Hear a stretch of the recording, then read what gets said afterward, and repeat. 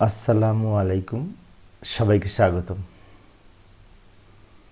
BCS কর্মকর্তাদের যে বিভাগীয় পরীক্ষার প্রশ্নের আলোকে প্রয়োজনীয় টিকাসমূহ আলোচনায় যে একটি প্রশ্ন বেশ কয়েকবার পরীক্ষায় এসেছে, সেটি হচ্ছে মন্ত্রণালয় ও বিভাগসমূহের সাথে পরামর্শ। অর্থাৎ কিছু কিছু বিষয় আছে যে বিষয়গুলি সিদ্ধান্তের ক্ষেত্রে এক মন্ত্রণালয় আর এক মন্ত্রণালয়ের সাথে পরামর্শ করবে, পরামর্শক্রমে সিদ্ধান্ত নেবে। এই প্রশ্নটি বিগত পরীক্ষায় 5 বার এসেছিল। তো প্রথমে বিশেষ করে তথ্যসূত্র বলতে আমি যে কার্যবিধিমালা 1996 এবং অন্যান্য সহায়ক বইয়ের আলোকে আলোচনা করার চেষ্টা করব।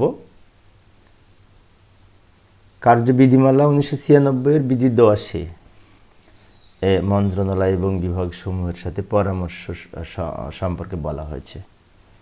আমি আবার বলছি, লক্ষ্য করি যে কার্যবিধিমালা 1996 আছে না, এই বিধির 2010 নম্বর বিধিতে এই মন্ত্রণালয় বিভাগসমূহের সাথে পরামর্শের কথা উল্লেখ করা হয়েছে।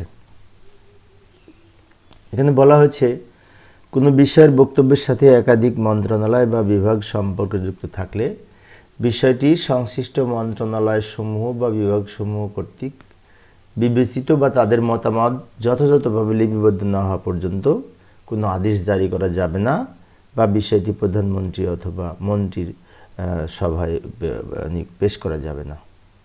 এখানে বলছে, কোনো বিষয় যদি একাধিক মন্ত্রণালয় কোনো বিষয় সম্পর্কে সম্পর্কযুক্ত থাকে, তাহলে এই সংশ্লিষ্ট বিভাগসমূহ তাদের যথাযথভাবে লিপিবদ্ধ না হওয়া পর্যন্ত বা তাদের মতামত ব্যক্ত না করা পর্যন্ত কোনো আদেশ জারি করা যাবে না বা প্রধানমন্ত্রী বা মন্ত্রীর সভায় পেশ করা যাবে না বিষয়টি।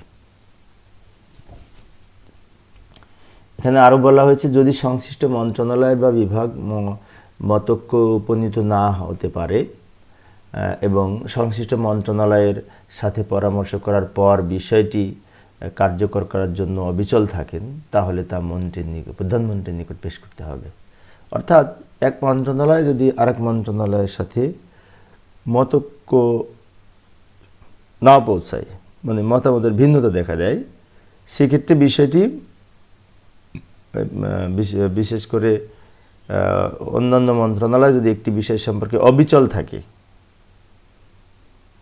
সেক্ষেত্রে ওই বিষয়টি প্রধানমন্ত্রীর নিকট পেশ করতে হবে সিদ্ধান্তের জন্য, নিষ্পত্তির জন্য। এখানে আরও বলা হয়েছে, কোনো বিষয় পরামর্শের জন্য এক মন্ত্রণালয় বা বিভাগ থেকে অন্য মন্ত্রণালয় বা বিভাগে প্রেরণ করা হলে সে সমস্ত প্রাসঙ্গিক ঘটনাবলী বা বিষয়াদির কারণে এক মন্ত্রণালয় বা বিভাগ থেকে অন্য বিভাগে প্রেরণ আবশ্যক হয়ে পড়ে এবং তা স্পষ্ট করে উল্লেখ করতে হয়। এখানে বলেছে কেন পরামর্শ করব সেই সম্পর্কে বলেছে। কোনো বিষয় সম্পর্কে বিশেষ করে পরামর্শের জন্য এক মন্ত্রণালয়ের সাথে অন্যান্য বিভাগের সাথে সম্পর্ক থাকলে বিভিন্ন কারণে এই বিশেষ করে মতামতের প্রয়োজন পড়ে, আবশ্যক পড়ে, তাই এক মন্ত্রণালয় আর এক মন্ত্রণালয়ের কাছে অনেক সময় প্রেরণ করে।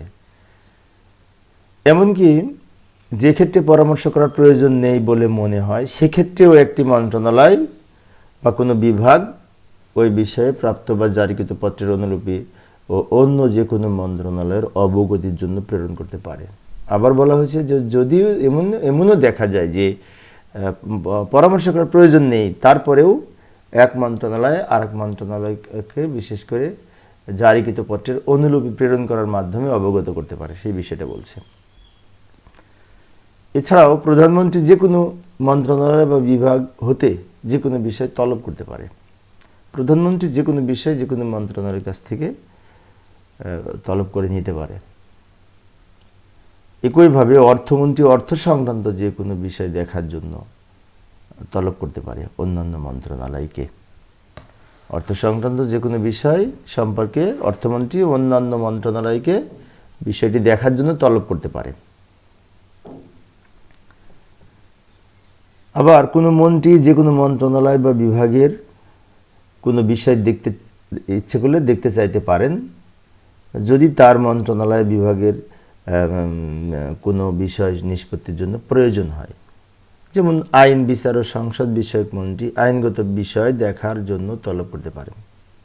অর্থাৎ এখানে আরও বলেছে বিভিন্ন সময় যে কোনো মন্ত্রণালয় বিশেষ করে কোনো বিষয় দেখতে চাইতে পারেন যদি তার মন্ত্রণালয় সংশ্লিষ্ট হয়। যেমন আইন মন্ত্রণালয়, আইন, বিচার ও সংসদ বিষয়ক মন্ত্রী আইনগত বিষয় দেখার জন্য অন্যান্য মন্ত্রণালয়কে তলব করতে পারে।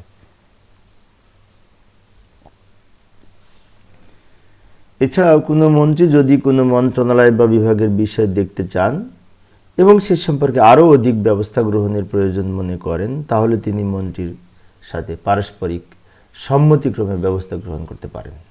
লাস্টে বলেছে কোনো মন্ত্রী যদি অন্য কোনো মন্ত্রণালয়ের বিষয় দেখতে চান, তবে সে সম্পর্কে বা সে এবং এই সম্পর্কে আরও অধিক ব্যবস্থা গ্রহণের প্রয়োজন মনে করেন, সেক্ষেত্রে পারস্পরিক সম্মতিক্রমে উভয় মন্ত্রণালয়ের সম্মতিক্রমে ব্যবস্থা গ্রহণ করতে পারেন। অর্থাৎ এইখানে বলা হয়েছে যে কেন এবং কি কারণে বিভিন্ন মন্ত্রণালয়ের মধ্যে বিভিন্ন বিষয় পরামর্শের প্রয়োজন হয় সিদ্ধান্ত নেওয়ার ক্ষেত্রে, সেই বিষয় সম্পর্কে আলোচনা করেছি। এবং এই কোনো বিষয় সম্পর্কে সে পুরানো কথা আবার বলতে হয়। যদি মতৈক্য উপনীত না হতে পারে তাহলে তা প্রধানমন্ত্রীর নিকট পেশ করতে হবে। একাধিক মন্ত্রণালয়ে যদি একাধিক বক্তব্য থাকে তো ফাইনাল বক্তব্যের জন্য প্রধানমন্ত্রীর নিকট পেশ করতে হবে। তো প্রিয় সুধীবৃন্দু, যদি টিকা আকারে আসে তাহলে এতটুকু, এর পাশাপাশি আরও আমরা যদি নিজেদের মতন করে লিখতে পারি লিখব।